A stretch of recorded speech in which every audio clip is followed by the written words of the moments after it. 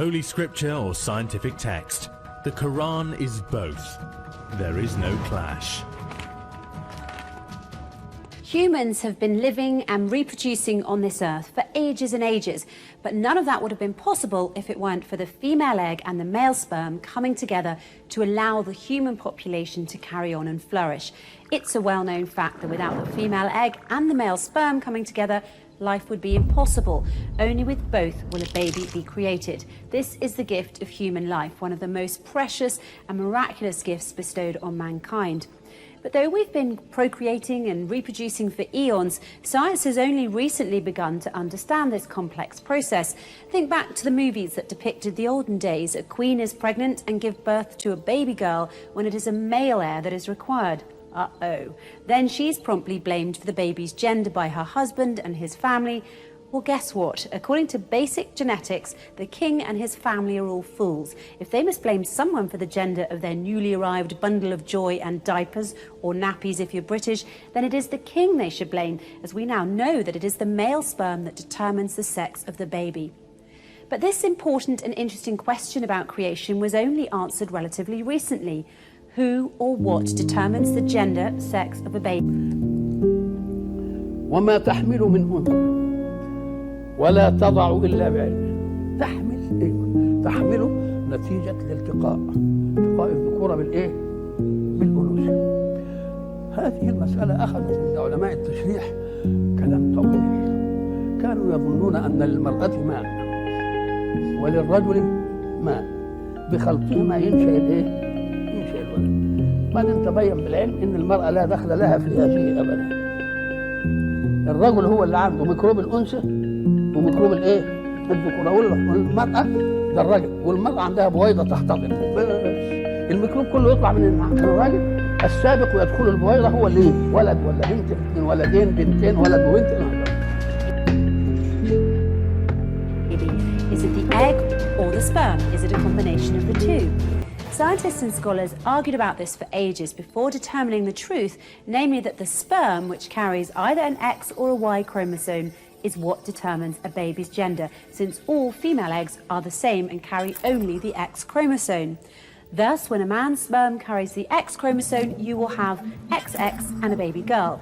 But when a man's sperm carries the Y chromosome, you get XY and a baby boy as the result.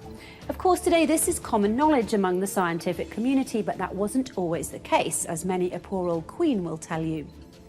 The first indication that sex chromosomes were distinct from other chromosomes came from experiments conducted by German biologist Hermann Henking in 1891. While using a light microscope to study sperm formation in wasps, Henking noticed that some wasp sperm cells had 12 chromosomes, while others had only 11 chromosomes.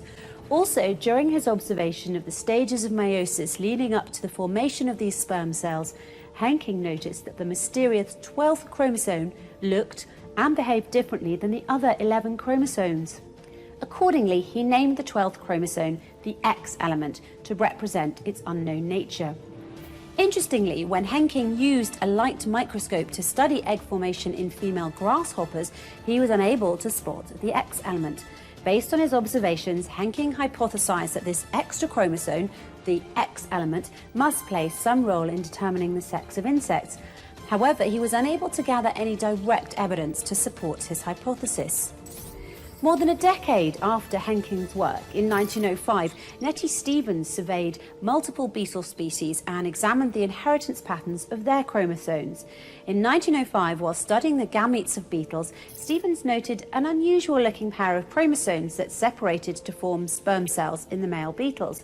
Based on her comparisons of chromosome appearance in cells from male and female beetles, Stevens proposed that these accessory chromosomes were related to the inheritance of sex or gender. That very same year, 1905, was a big year for genetics. Edmund Beecher Wilson made the same discovery as Nettie Stevens, completely independently of each other. So both Edmund Beecher Wilson and Nettie Stevens are credited with discovering the chromosomal XY sex determination system, the fact that males have have XY sex chromosomes and females have XX sex chromosomes. So this information, in the grand scheme of things, is considered to be a relatively recent discovery. However, the incredible and almost unbelievable part is this. The Holy Quran, 1400 years ago, and with amazing accuracy, stated that the sex of human babies is determined by the sperm. This ancient book not only outlines the specific sequence of events that lead to creation, but it also states with 100% accuracy that the sperm are the sex-determining factor. God says in the Holy Quran, He has created both sexes, male and female, from a watery bit of the semen which has been ejected. The term watery bit of semen in the verse above is referring to the sperm component of semen. Now, there have been some who've said that the ancient Egyptians predicted how the creation process worked even before the Holy Quran was sent down. While this may be true, but most likely is a myth, ancient Egyptian wasn't translated until the last century, while the Holy Quran made its statement 1400 years ago. The Egyptians were using hieroglyphics for 3,400 years until they died out about 1600 years ago in AD 400, when the Rosetta Stone, an ancient artifact that became the key to understanding Egyptian hieroglyphics, was discovered in 1799, attempts to decipher it began. But it was only in 1822 that Jean-François Champollion, a French scholar of ancient languages, announced that he had succeeded in reading the hieroglyphics and cracking the Rosetta Stone by using the Greek language as a guide. This very nicely proves that Egyptian hieroglyphics were not deciphered during the 7th century, the century of the Holy Quran. So in conclusion, the Holy Quran is the only ancient book that states specifically that the sex determination is caused by the sperm and that the sperm determines the sex of every baby. From 1400 years ago, a scientific fact which was later discovered by Edmund Beecher Wilson and Nettie Stevens only in 1905 when they discovered the chromosomal XY sex determination system, namely the fact that males have XY sex chromosomes and females have XX sex chromosomes. إذا الحق سبحانه وتعالى حينما تكلم عن هذه لم يتكلم كلام عشان يقول لك أنا بديك علم، لا، بيديك قضية كونية سيثبتها العلم البشري. مش قال لك قضية، قال لك ما تشغلش نفسك بالحكاية دي، لأن العلم هو اللي هيثبتها لك، ويمكن العلم من كافر بما أقول. ولذلك يقول لك إيه دلوقتي الماء يخرجه من الرجل، يسموه في الأطباء اكس واكس ايه واكس واي، الاثنين يطلعوا، القول بقى ينفذ للايه للبويضه. نقول له يا سلام، دي امر فطري قبل ان يوجد التشريع وقبل ان يوجد العلم اللي عمال بيمثل العلم الحديث ده. المراه البدويه اللي عايشه في البدو لما جوزها اتجوز عليه لانها ما بتخلفش ذكر، هي بتخلف بنات كلها، فزعل منها وراح يتجوز غيرها. فهو لما طلع لها فاهمه انه هيبقى يجي لها شويه كده يشقر عليها، ما جاش. فقالت الشعر المشهور: ما لأبي حمزة لا يأتينا غضبان ألا نلد البنين، تالله ما ذلك في أيدينا، ونحن كالأرض لغارسين نعطي لهم مثل الذي يعطينا. ازاي دي تجيب العلم اللي عمله القرن العشرين تجيبوا البدويه كده في كلام ده؟ مساله